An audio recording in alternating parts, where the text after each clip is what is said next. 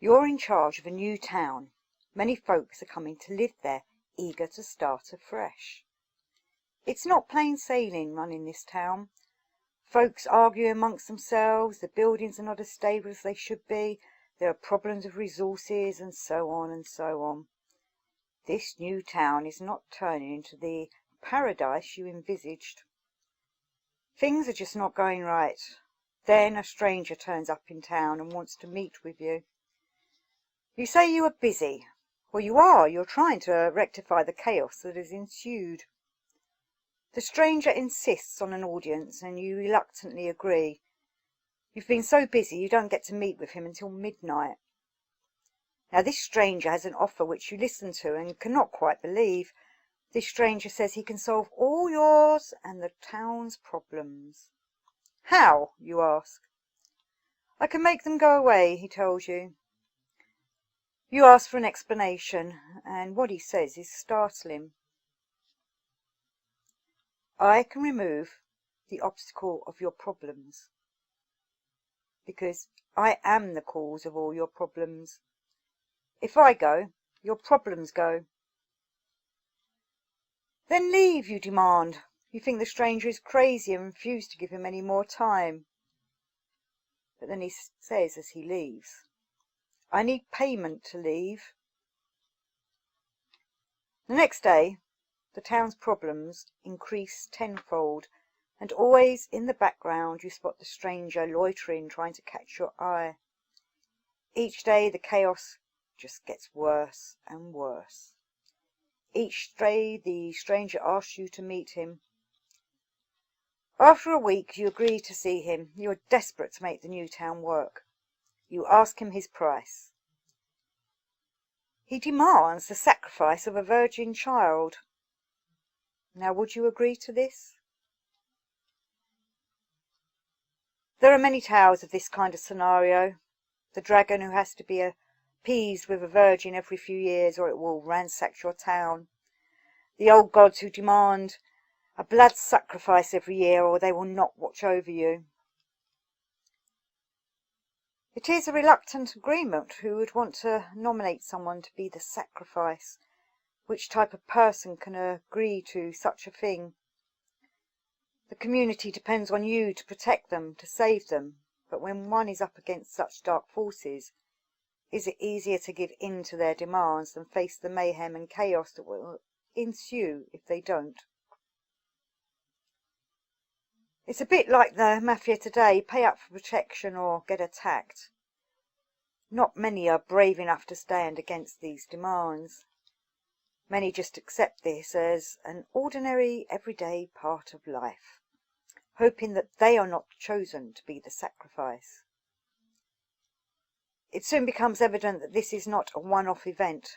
That stranger will be back wanting another virgin. That dragon will fly over this way again. Those gods will want appeasing again. And so the people are caught up in a vicious circle. They're caught up in a vicious cycle.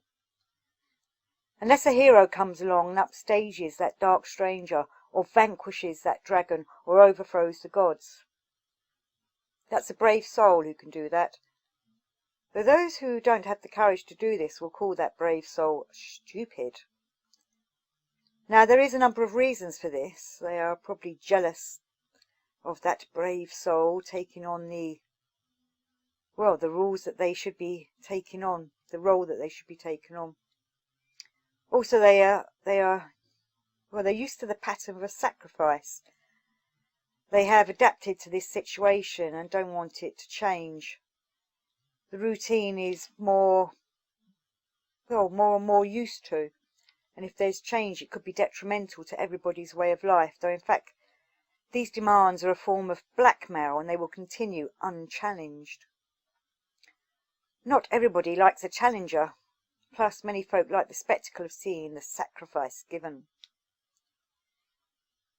What this comes down to is that most people want an easy life, and they can be, if given the option to sacrifice somebody to get that easy life, they'll go ahead for it and sacrifice somebody so they get an easy life. Many folk do not want to face the disorder of life or live through the chaos thrown at them. They don't want to tackle it. whether it's lack of effort or fear or whatever. If they can avoid it at any cost, many do that. But when a challenger comes along, many fear the destruction it will cause, or the punishment that will come if the challenger fails, or maybe they're even embarrassed by the fact that they don't have these heroic qualities needed to tackle the dark forces. The challenger goes ahead, but he or she is put onto a pedestal by the masses to be idolized or mocked. Sometimes the challenges for the challenger just takes the place of the sacrifice. Sometimes the challenger is put in the place of the virgin, or put in the place of the townsfolk to be gobbled up by the dragon. Again, that is a brave thing to do in some folks' eyes, though in others it is a stupidity. What I'm asking you is, are you willing to be the sacrifice? Would you be a challenger, or would you ask the dark forces, who are demanding a sacrifice, to be on their way? Now this next bit is my kind of thoughts about this kind of thing, which some will not like. I've said before that some folk have no soul, and these soulless ones are children of the darkness, and they will comply with their dark lord's way, gladly sacrifice somebody else for their own salvation. And there will be children of the divine, children of the light, who may mistake this sacrifice as a way of defeating the dark forces. They may be misled, definitely misplaced in their conscience. And then there are those who are just too weak and scared to speak out against these actions.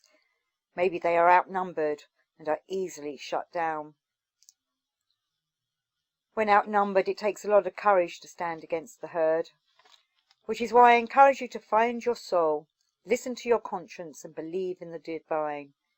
Because whatever happens on this earth plane affects what happens to your soul in the next realm.